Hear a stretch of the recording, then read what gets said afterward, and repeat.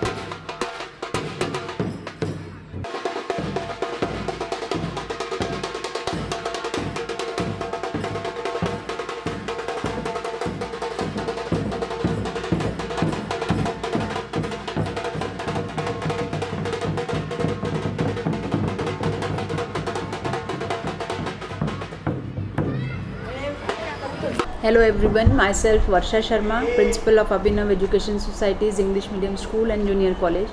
On behalf of Abhinav family, I would like to welcome all my students on the first day of academic year 2024-25.